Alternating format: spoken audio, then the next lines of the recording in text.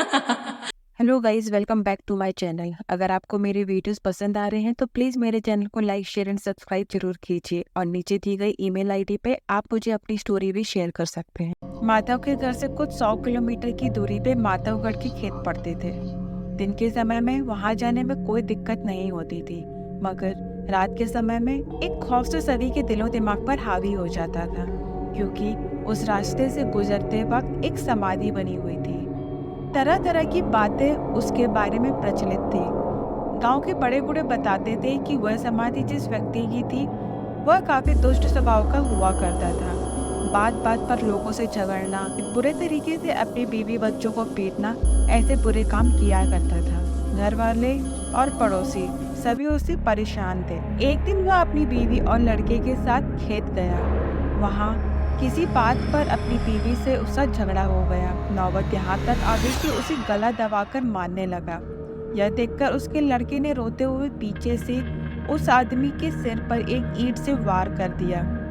वार इतना तेज था कि वह वहीं पर मर गया। बाद में पता चला कि वो अपनी बीवी के चरित्र पर शक कर रहा था, इसलिए गुस्से में आकर उसको मारना चाहता था। गांव के मुखिया ने सलाह मशवरा करके उसका अंतिम संस्कार करवा दिया और कोई पुलिस केस भी नहीं हुआ। जहां उसकी मौत हुई थी वहीं पर उसकी समाधि बना दी गई थी। उस गांव के लोग उसको भूल चुके थे, मगर उसकी मौत के लगभग 6 महीने बाद कुछ ऐसा घटित हुआ कि सब लोग बहुत डर गए। एक दिन उसकी बीवी की लाश उसकी समाधि के पास ही मिली थी और हैरानी की बात यह थी कि उसे भी गला घोट कर मारा गया था। सभी धीरे धीरे यही बात कर रहे थे कि ये उसके पति दुर्जन का ही काम है जो अब लौट आया है, ये उसी ने किया है। उसके बच्चे को उसके मामा के घर भेज दिया जाता है। अब दुर्जन का घर बिल्कुल ही वीराना हो गया था। खेत बंजर से हो गए थे। यूं ही 1-2 बरस बीत गए थे और सभी दुर्जन को भूल चुके थे, मगर कौन जानता था कि उस गांव को अभी खौफ के साए में और जीना था। एक रात की बात है, कोई चोर दुर्जन के घर ताला तोड़कर घुस जाता है और ये उसकी आखिरी भूल साबित हुई, क्योंकि जैसे ही वो दुर्जन के घर में घुसा और इतनी जोर से चीखा कि पूरे गांव में उसकी आवाज गूंज उठी। जब गांव वालों ने वहां पहुंचकर उसे बाहर निकाला तो सभी डर गए। चोर एकदम खून से लथपथ जमीन में पड़ा हुआ था। खौफ उसकी आंखों में साफ झलक रहा था। उसे देखकर साफ पता चल रहा था कि उसने कुछ ऐसा देखा या उसके साथ ऐसा कुछ हुआ है जिससे वो बहुत ज्यादा डर गया है, और वो बार बार घर के एक कोने की तरफ इशारा करते हुए बेहोश हो गया। दूसरे दिन जब उसको होश आया तो उसने सभी को जो बताया उससे लोग बहुत ज्यादा डर गए कि जैसे ही वो घर में घुसा, पीछे से आकर किसी ने उसके कंधे पर हाथ रख दिया था। कांपते हुए जब वो पलटा तो बहुत डर गया, क्योंकि उसके सामने एक भयानक साया खड़ा था जिसका चेहरा खून से लथपथ था। आंखें गुस्से के कारण अंगारी से लग रही थी। उसने बुरी तरह से दांत पीसते हुए मेरे गले को पकड़ा और मुझे ऊपर उठा दिया और अपने नाखून से बुरी तरह मेरे चेहरे को नोच लिया। अंधेरे के कारण मैं उसको सही तरीके से देख नहीं पाया, लेकिन मैं इतना बता सकता हूँ कि वो कोई इंसान नहीं था।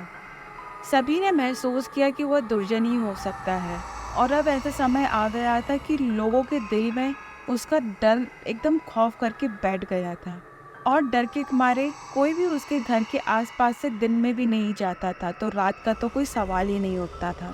यहाँ तक भी सब कुछ ठीक ही था, मगर यह तो बस एक शुरुआत थी। अभी तो बहुत कुछ ऐसा घटने वाला था जो सभी को अंदर से दहला देने वाला था।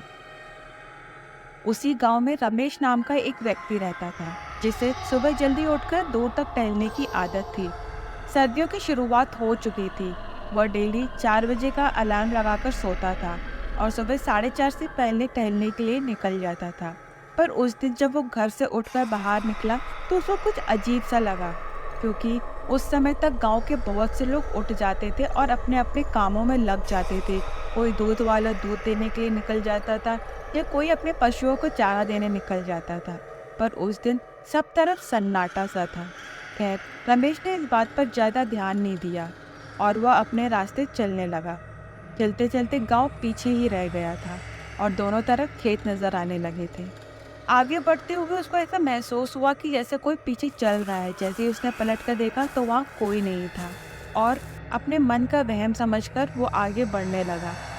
अभी रमेश कुछ ही कदम आगे बढ़ पाया था कि उसके सामने सड़क के बीचों बीच कोई साया नजर आने लगा, जो उससे कुछ ही कदम आगे बढ़ रहा था।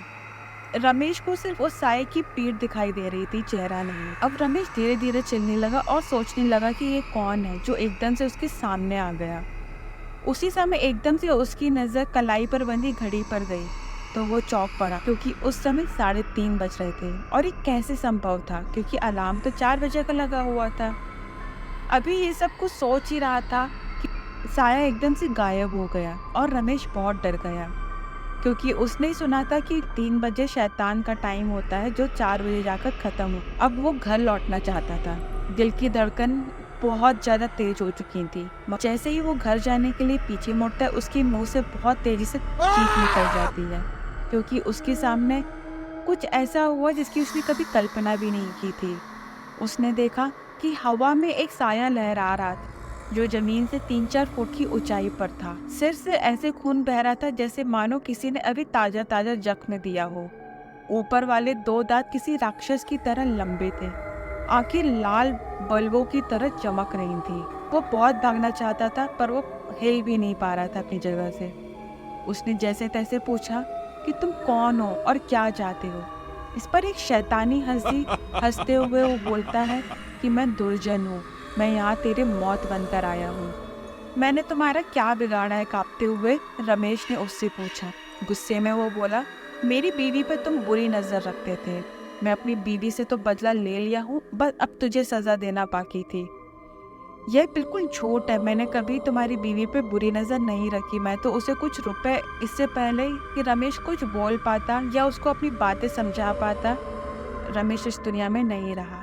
दुर्जन की दोनों हाथों के नुकीले पंजे सीधे उसकी आंखों में जा घुसे और सिर के पीछे से निकल गए। अगली सुबह जब गांव वालों ने रमेश की लाश देखी तो वो बहुत डर गए। गांव में होने वाली इन हत्याओं ने सबका दिल दहलाकर रख दिया था। पोस्टमार्टम की रिपोर्ट कहती थी कि यह काम किसी जानवर का भी हो सकता है, और इस घटना के बाद सब फिर से यही सोचने लगे कि दुर्जन ने ही इसको मारा होगा। यह खबर मुझे भी मेरे नौकर शाम से मिली थी, जिसको मैंने कुछ समय पहले ही काम पर रखा था। दरअसल मैं यहाँ पे हर साल अपने नाना नानी के घर आता था। मेरे नाना नानी कई साल पहले मर चुके थे, और उनके घर का ध्यान रखने के लिए मैं हर साल यहाँ पे आया करता था। और मेरा सहयोग कहो या फिर बुरा वक्त, कि जिस दुर्जन का खौफ पूरे गांव में छाया हुआ था, मेरे नाना नानी का घर भी उसी के घर के पास था। श्याम ने मुझसे कहा भी था कि इस मकान में मत रहिए, मगर मैंने उसकी बात पर ज़्यादा ध्यान नहीं दिया था, क्योंकि मैं एक साइंटिस्ट हूँ। मैं ये भूत प्रेत की बातों पर नहीं मानता था, और मुझे ये सब चीज़ें अंधविश्वास रखती थी। मगर यह जरूरी नहीं कि सब जैसा हम जानते हैं वैसा ही हो। रमेश की मौत ने गांव वालों के साथ मुझे भी बहुत सोचने पर मजबूर कर दिया था। जिस रमेश को इतनी निर्दयता से मारा गया था, उसकी बीवी और 2 छोटे बच्चे भी थे, जो उसके जाने के बाद बिल्कुल बेसहारा और अकेले हो गए। उनमें से लड़का जिसका नाम अभय था, वह मेरी कक्षा का छात्र था, क्योंकि मैं जब भी यहाँ पे आता था, मैं यहाँ गांव के बच्चों को पढ़ाता था। मुझे भी इस घटना ने बहुत ही विचलित कर दिया था।